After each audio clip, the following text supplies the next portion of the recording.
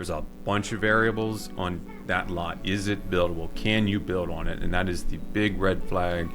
You need to go in thinking that it's almost not buildable and kind of prove yourself wrong. Right. Because sometimes there's a reason why no one's touched it. Right. In 100 years. What does that look like? Is that the next few years for you, kind of going in that direction, or? I don't know if I'll ever be the guy that takes 25 acres and turns it into a 50-lot subdivision, goes through rezoning and whatnot. But because of my land background, I got really good at kind of infill, unique lots. Because as a custom home builder, you're not really doing lot takedowns in Halsey or something like that. You're looking for the lots that really good lots or never built on because of this or that. And so I got very familiar with that part of it. And when I started on my own, I kind of forgot. I was like, I don't really want to be the land guy. I want to be, we're in construction. But the more I started to realize, no, that is kind of my unique part of it. I'm familiar with it. I know some of these people. I know the lingo. So we're starting to do more infill lot buildings. We're buying a lot of houses, splitting off the lot. You break even on the house, maybe you lose a little bit of money on the house, but you have the lot. So we'll start the new build side. So I think going forward, we're going to continue to flip. I'm never going to shut that off. We're probably not going to buy as many. This year we might do 80 homes or something like that.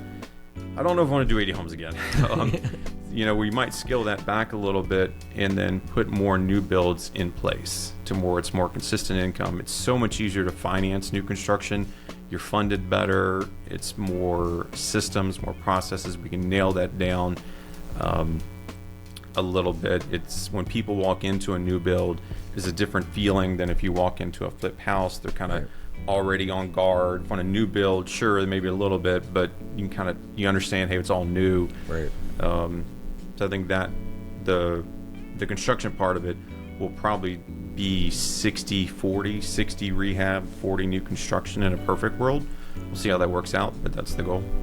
I think you're right that new builds definitely has less surprises as long as your estimating was correct. I mean, sure, if Trump threatens Canada with tariffs again, regardless of your feelings on that, the lumber went up and TGIs went up, and it yes, that can go crazy. But if you go into it thinking you're going to build a 145 a square foot and your estimates are good, you really shouldn't see a variance of more than 5-6% on new construction. But on infill lot building, there's a bunch of variables on that lot. Is it buildable? Can you build on it? And that is the big red flag.